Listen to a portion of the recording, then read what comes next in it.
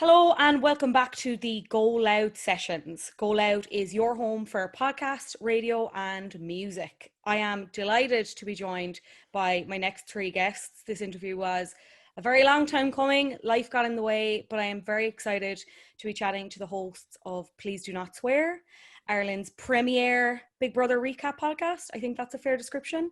I have Maeve, Mark and Rob on the line if you want to introduce yourselves to the world.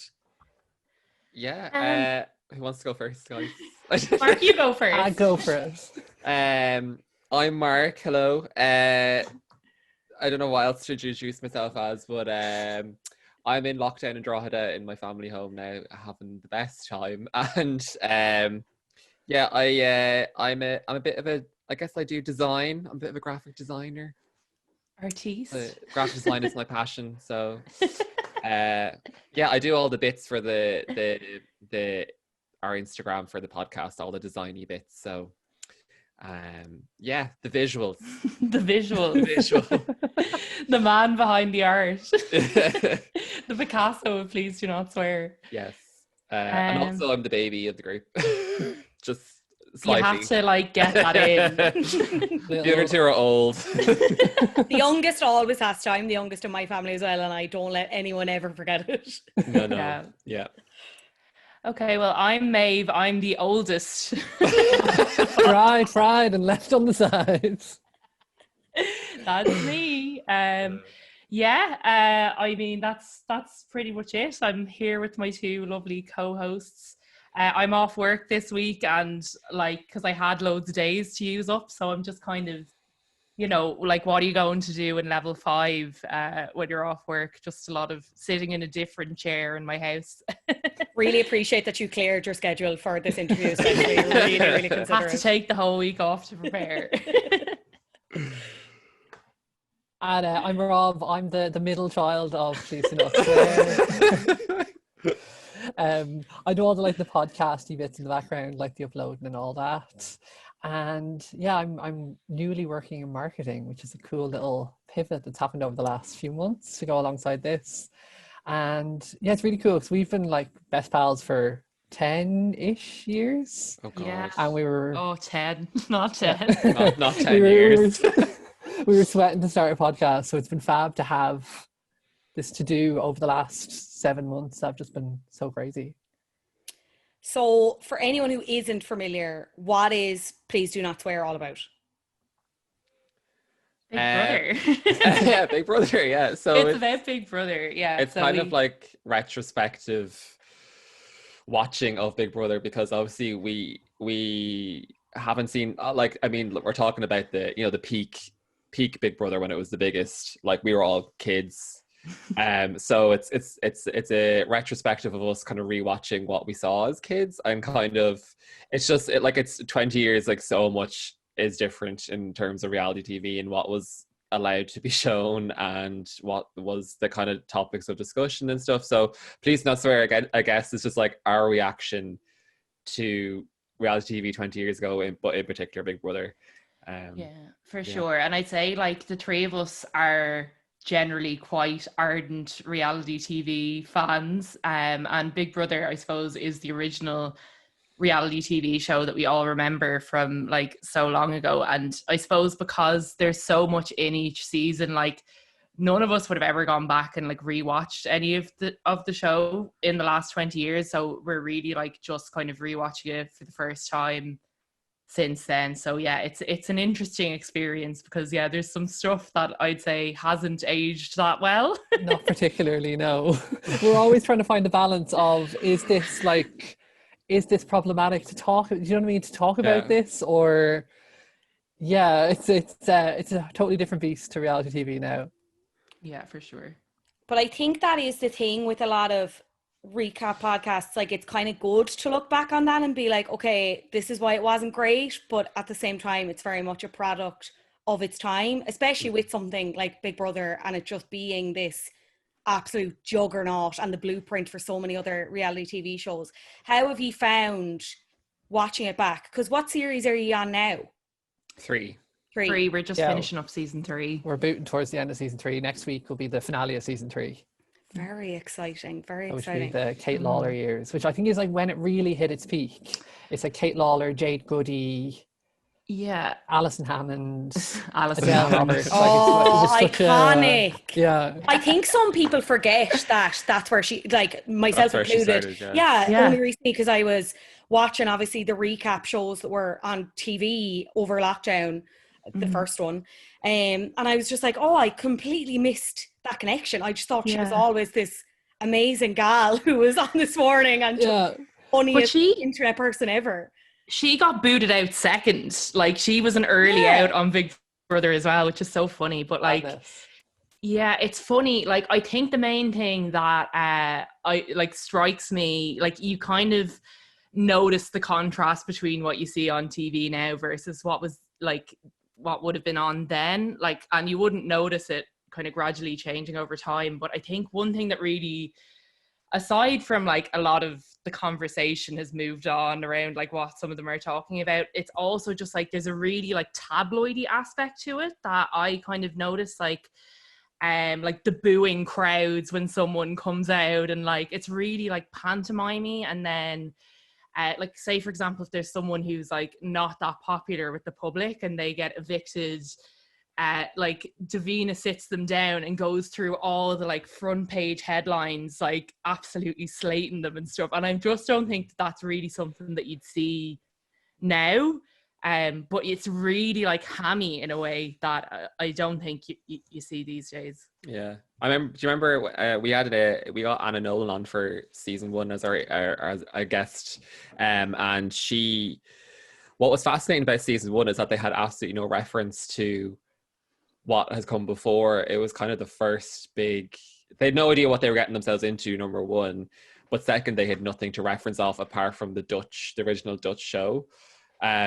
So, and you can see it when you watch it, you can see that there's no like playing the game or playing up to cameras. But if you compare it to say Love Island, people are going in with the brand already established and they have their Instagram ready to go. They have like everything set up to promote themselves, and they know exactly, they've seen people do it before, so they have an example of how to get famous essentially. But in these early seasons of Big Brother, it's still like unknown as to where you could go from it, like, you know. But now we know, like, you could be in Alison Hammond, you could, you know, make it on daytime TV.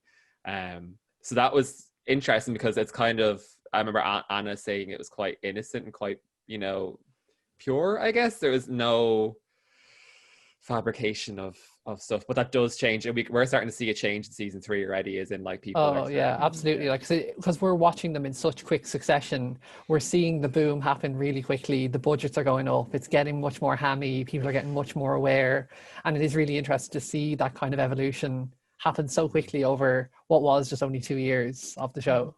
Just as you were saying, as you'd see kind of the change in the series with people, and you'd see like how much more obvious it was that the more budget was being injected into this.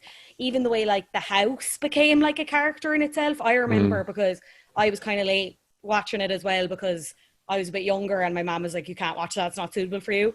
But even like watching the change in the house and like how much the decor and like seeing what the chair would look like, it just became such a thing. Like when you compare it to the first season, the house is like a prison. It could be. Yeah.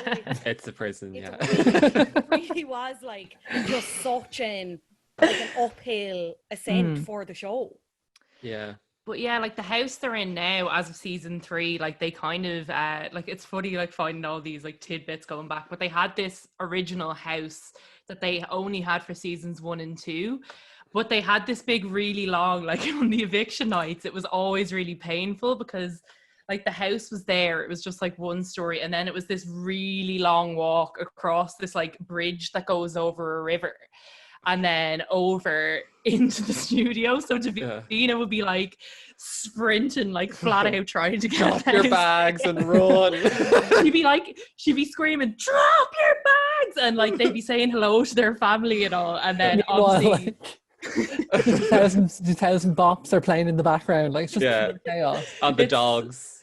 Like dogs. The first finale was just like, they obviously had never done anything like it before. They were trying to do this big like grand event, but like it was I a don't think mess. Davina could get to where she needed to be fast enough. As in, like, she was just booting across over and back over that bridge.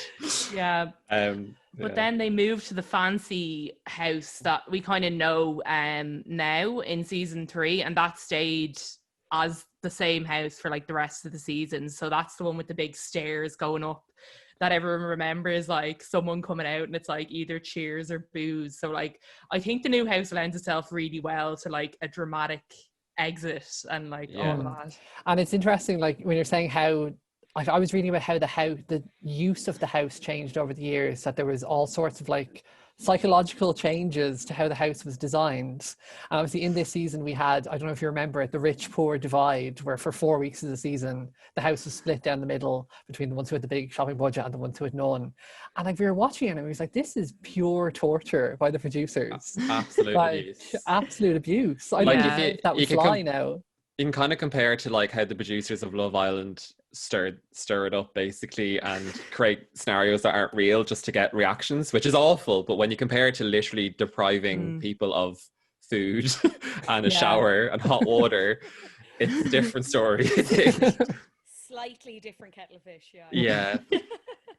Yeah. But the house, like if you compare, like I think I remember towards the last seasons, and especially the celebrity ones, the money that gets pumped into designing the house is crazy. And it's almost like, you used to look at it and be like, as in like the designers almost had like are way ahead of the curve in terms of what was kind of coming into fashion and stuff. And then, yeah, sure, the Big Brother chair, I think, went up for auction after every season for charity, and people paid thousands for it just to have it in their house. And it's like a big... I'd love one. Would you? Imagine just like sitting on a Zoom call in the video. So good. My Big Brother chair. Yes, it is the Big Brother 5 chair. I know this is probably like picking a child for a super fan, but do each of you have like kind of a moment that stands out in your head when you're like, this is why this was the show, this is why this is my show, this is why I want to do this podcast? Like everyone has one. Like for me, again, because I was late to it, it was anything Nikki Graham did. Like that was my season. That was the season that I pretty much watch from start to finish, and just anything. But I'm sure you have your own picks. Yeah, I'm similar in that the same season of Nikki Graham, I was like a 16-year-old fan of Grace. Grace! Bitch on Grace, that season. Yeah. And so my main moment is there's like a 2-hour piece of television where the Susie, the golden housemate who won her entry through buying a Kit Kat, which is a whole other... Iconic in itself. Yeah. Iconic in itself. Where she heads into the house, she wins the lottery and heads in, and they do like a live draw, and you can hear the crowd shouting, "Get Grace out, get Grace out." And she played like a perfect game up to now. No one knew that she was a little bit. And it's just like the sequence of that down, like the iconic Kit Kat sequence into that like downfall, and then the eviction that Friday as a result of that. I think it's just like my standout memory. I think I'm with Rob on season 7 being my like pinnacle, because I think I was at the right age as well where I was allowed to watch it, so I could watch literally every episode religiously and watch the live during the day. And I remember like, the Kit Kat thing was literally trying Chocolate Factory. As in, like, there was golden tickets in Kit Kats, and Susie, the woman who gets picked, her husband was so minted he just bought thousands of Kit Kats. Gold. Veruca assaulted. Relationship like this, please. Like. I think for me, I do love season 7, but I think my personal favorite is season 5, which is the season with like Nadia, Michelle Bass, Marco, and like Fight Night is that season, and like that's coming up for us. I am beside myself. I think my standout memory from that season, among many, is just they had some task where they had to do like a fake wedding. And I know where this is going. Shell, like, I don't know, they're doing like, I don't know. Basically, Michelle Bass and Stuart have this like kind of little romance going on, but in the task, he's getting married to this other girl called Shell, and Michelle is like super jealous. But she basically planks herself in the middle of them at the fake wedding and does this mad rendition of P.A.Z.U. Like, My Pi Jesu. Hi, Jesu. it's real like Christina Aguilera style, which was very like opposite time. She's like, P.A.Z.U. Love this. She is riffing to bits, so she is. It's just so good. Like, Yeah. Michelle, if you're listening, drop the single. Bingo. Ariana found rotting. Like, Absolutely. Musicians who. is there anyone like blue sky thinking, like you have a phone, it'll connect to whoever, and they've said they do it? Who would you love to have on the podcast as a guest?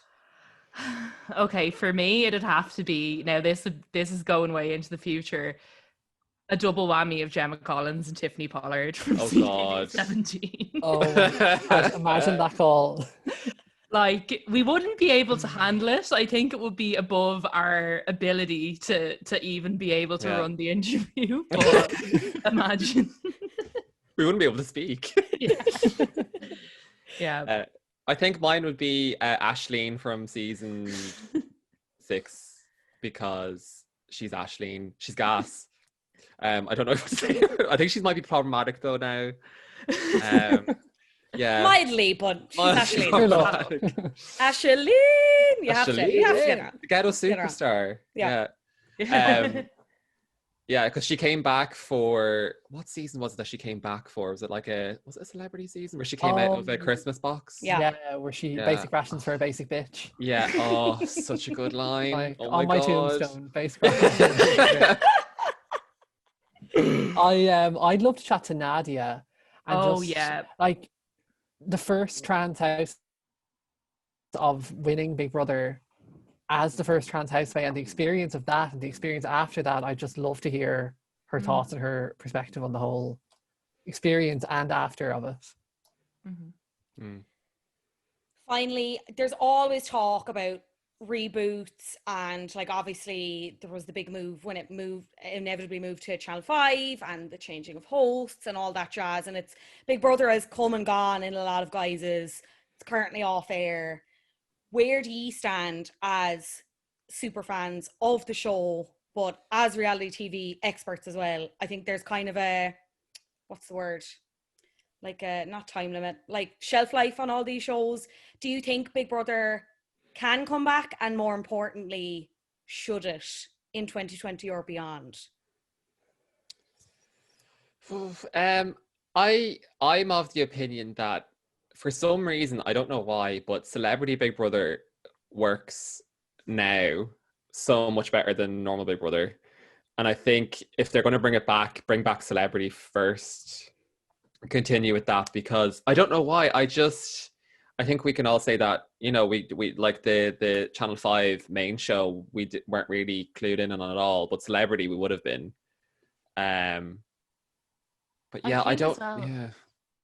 Like I'm kind of in two minds about it as well. I think it probably needs, first of all, I think it needs a little bit more time off, because it's only just kind of been like retired or whatever you call it. I think the issue with the main Big Brother is that the formats have evolved. Like, we have newer versions of the same idea of like throwing people together in a house that don't know each other, like Love Island. I know we've mentioned it a bunch of times, but there has been an evolution of that format that I don't necessarily know but then at the same time there is kind of a space for a slightly less like glam version. Like Big Brother, it's not, the people that they got on, they tend not to be as like high gloss people, at least not when we were watching it. That might be different now. But yeah, the Celebrity one, I think that could run forever. Like, I just think it's genius. And I think when you look at like what is like constantly referenced, it's all the earlier seasons. Like, all the quotes kind of, you don't really find many people quoting season like 8 beyond on Twitter, unless you go to Celebrity Big Brother.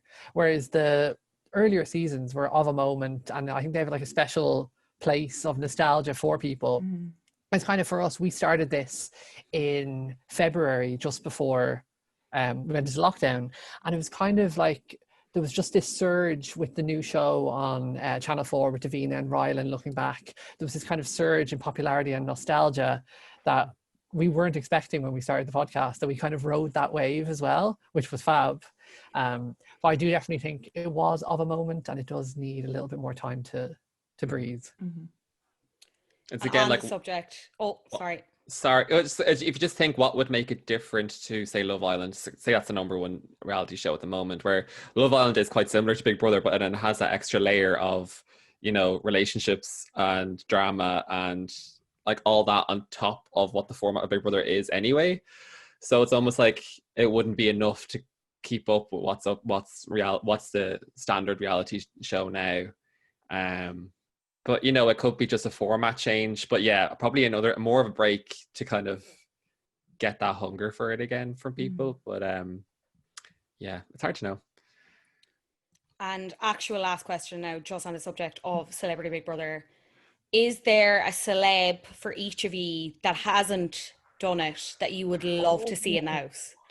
Any Rebecca Moore.